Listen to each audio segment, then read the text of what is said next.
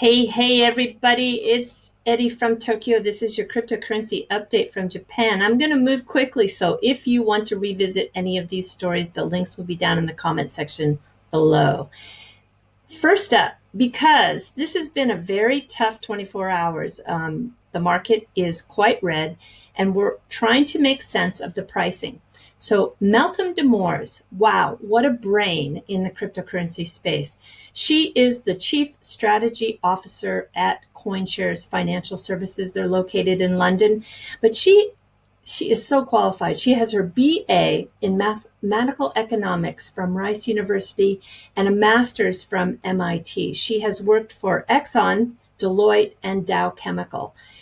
She was on the CNBC Fast Money program Monday, and that 4 minute and 54-second interview, which you can find from her Twitter account, is just really made sense for me.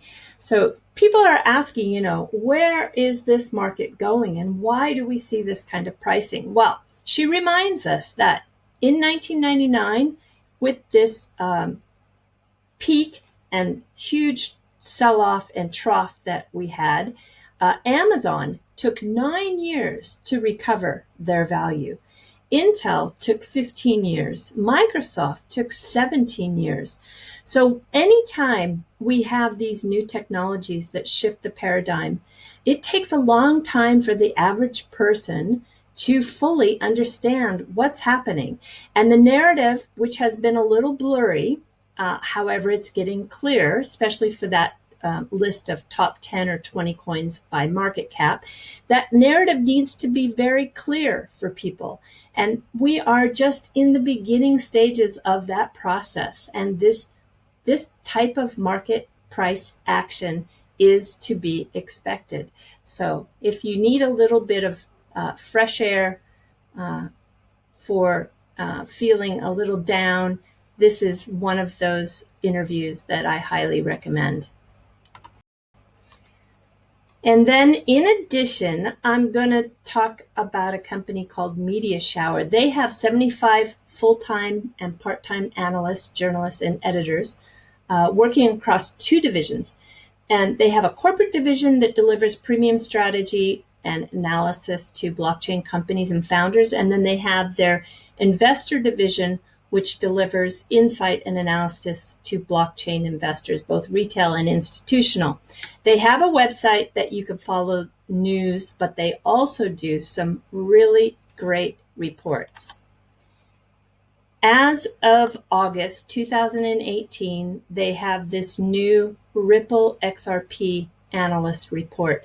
I'm sure that if you are knee-deep and have been knee-deep in Ripple and have been an XRP fan for years, you'll still find there's value in this report. If you are just learning about Ripple and maybe want to understand how Ripple and XRP fit together and what value they bring with their blockchain to the huge market of banking, I think you're going to find this very valuable. So as it says here, the opportunities for XRP to increase in value are significant as it is built on the Ripple network, a technology to bridge different currencies as well as different blockchain protocols. So it's 12 pages long. I'm not going to go over the whole thing, but I do want to take you down to the actual summary, which is a good way to just leave you with a taste of how they feel. And there is a lot of hype in the blockchain industry with investors pouring large amounts of money into unproven altcoins and tokens. That XRP is currently valued at 30 cents. Well, at the time they did this report.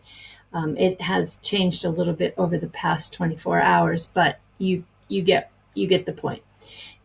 This 30 cents is something of a mystery. The company has been, the company has a working product, a strong management team, solid financial backing, and a partner network of large financial institutions. So it seems poised to take on the future. I encourage you to have a go with this report, and really it'll, for those of you that are currently invested in XRP, I think it's going to validate your decision. Those of you that are on the fence about the project and its purpose, I think this is a great report for you. And those of you who are just wanting to know more about the actual coin itself, this is a report for you.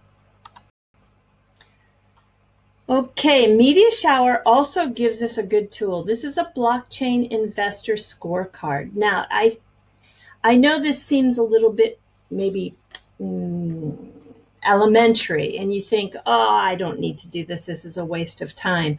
Well, actually, I don't think it is, because you've probably already invested in cryptocurrency if you are looking at this video. And what I encourage you to do is to actually take it's not even going to take you 2 minutes to fill out your scores on the coins and projects that you have, because this price now, the pricing is so low that you may want to reconsider to add to your portfolio. For those of you who are completely disgusted with the price and don't want anything to do with any more of this space, that's okay. You have that right to feel that way. But for those of you that are serious about your investment and maybe are thinking about, gosh, is this timing right to put a little bit more into what I originally believed to be a really good project? So I want to help you make that decision, and I want you to use this scorecard. Okay, it's very easy, and you just basically, what does the problem solve? So if it is identified, you can give it like a 5. This is the high value. If you think it's a little blurry, then maybe give it a value of 2 or 3. And if it's got a low potential, it's very unfocused, you want to give it a 1. So it's just a 1 to 5 rating system. Who are the customers? And the value created. If the user adopts this token, how much value will be added to his or her business or lifestyle? What's the market structure? So you got to look at who is the target customer. What's the market size? Absolutely, you should know the market size of whatever project you're in. What are the regulatory risks? Then you can come up with an average score. Then let's look at the competitive advantage. Technology, blockchain, is it a token that was built on a well-known standard blockchain, or was it built from scratch? How about lead time advantage? Does the team have a head start? There's that first to market competitive advantage.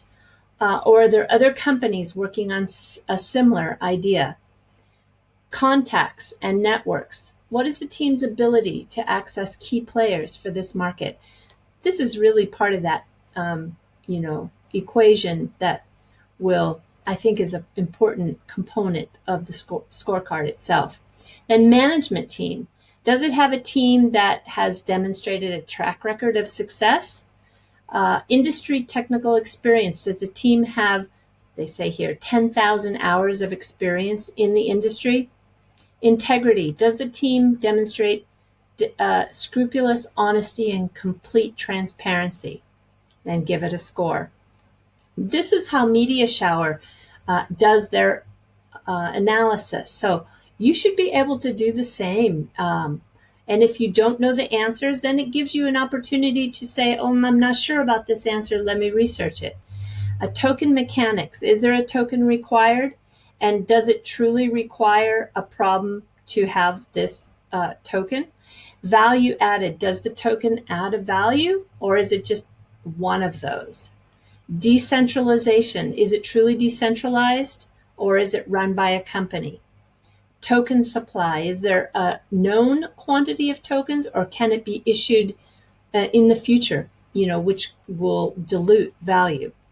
Public exchange. On which digital exchange will the token be listed?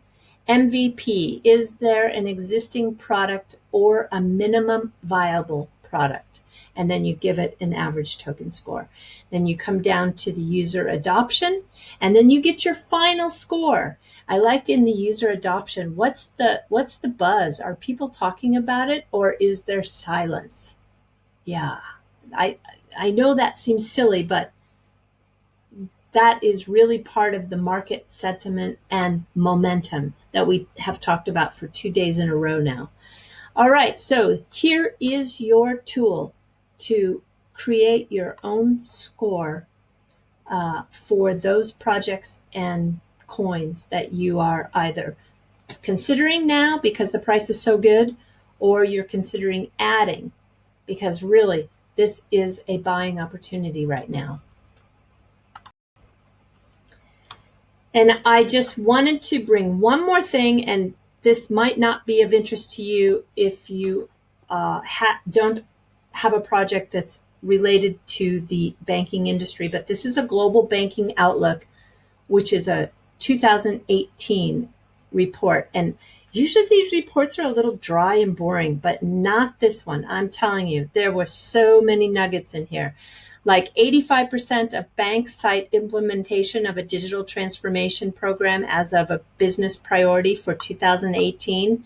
Yeah, that's a big percent. So you can see this is a really easy to read with lots of great charts. Cost is expected to rise for banks, which is an important thing for Ripple because Ripple is or XRP.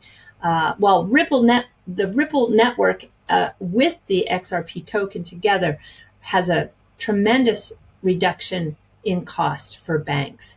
Does it have a return on equity? The return, what they call the ROE, it's going to hit a post-crisis high this year, they believe. So this is the crisis of 2008, but it is unlikely to be sustainable. So that is why in the future, in the next 3 years, it's very important for these banks to be able to cut costs. The adoption of Fintech providers for transfer and payment services rose 18% in 2015 to 50% in 2017.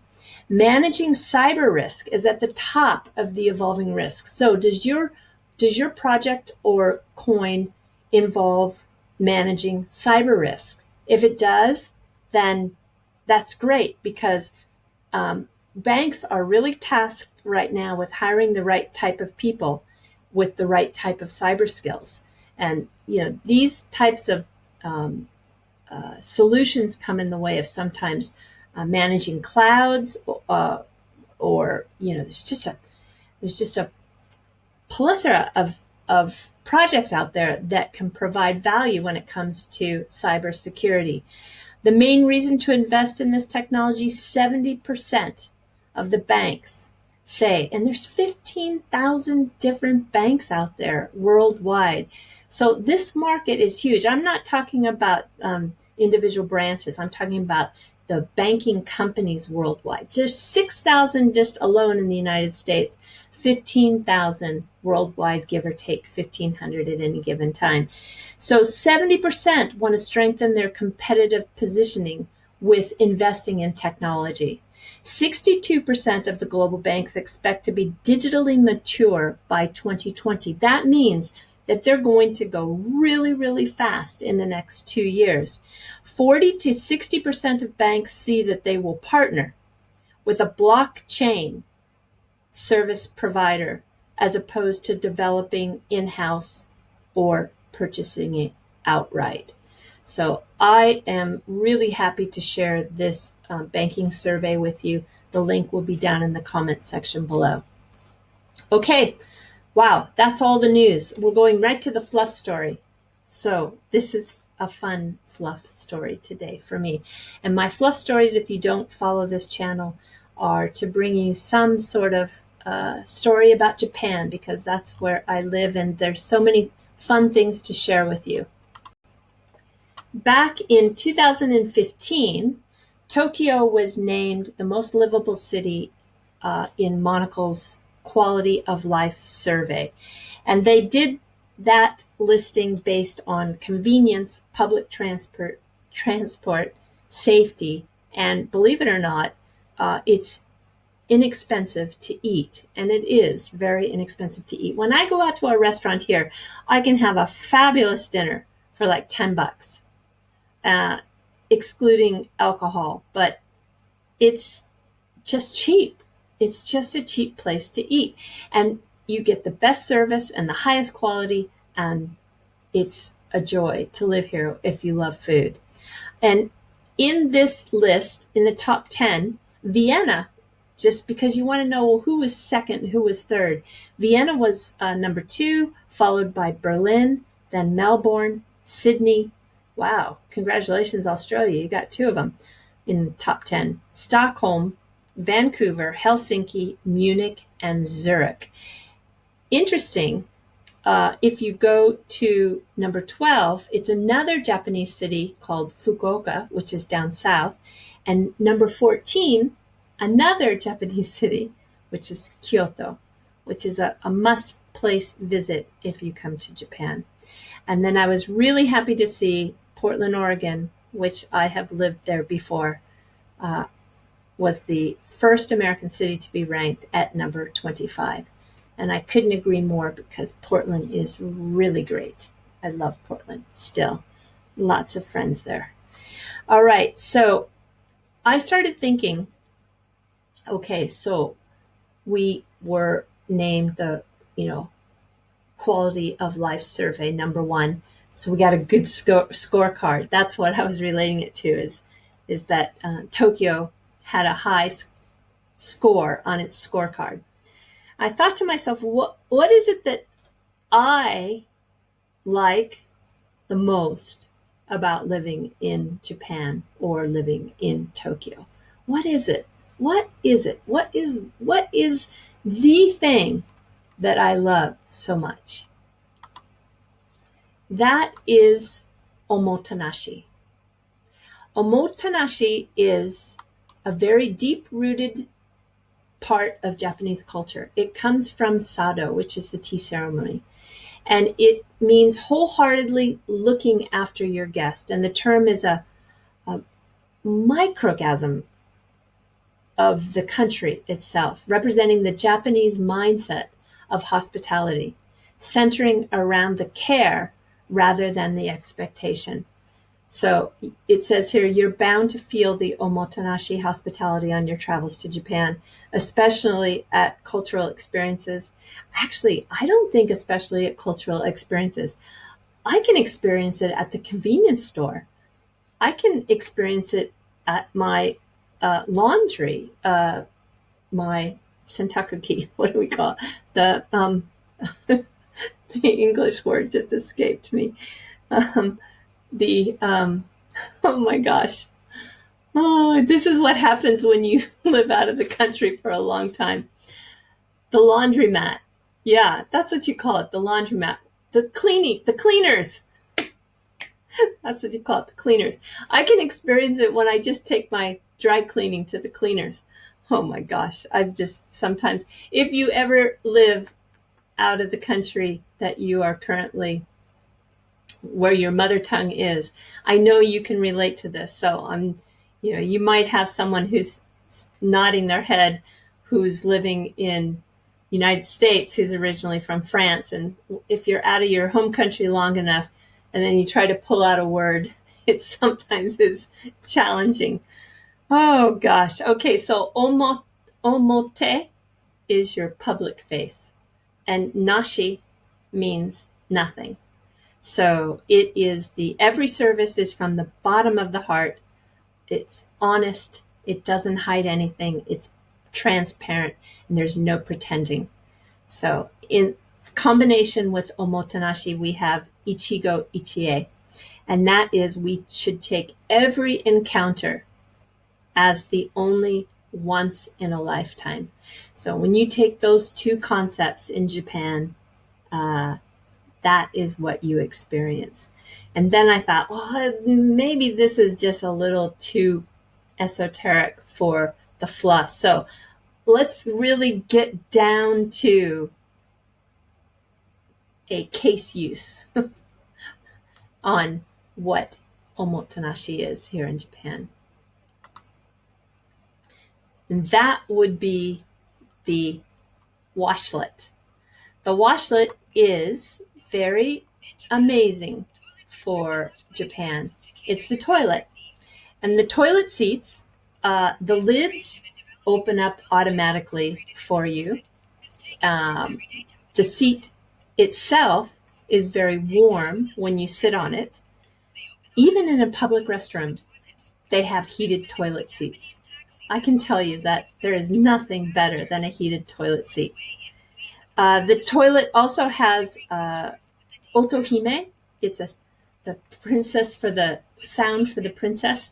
It is in the women's bathrooms where we can press a button to have sometimes birds singing or sometimes running water singing. Does water sing? It runs, but it makes a noise to mask the sound of your business. Yeah, I just think it's so polite. It's the omotenashi. It's paying attention to how you treat others, even when you're going to the restroom in a public space. Each button, which there's many buttons on the toilet itself, has a specific use. So sometimes it will function as a bidet, and you can have a bidet that is angled for women or for men, for front, for back, pulsating or strong. And then you have a dryer, believe it or not.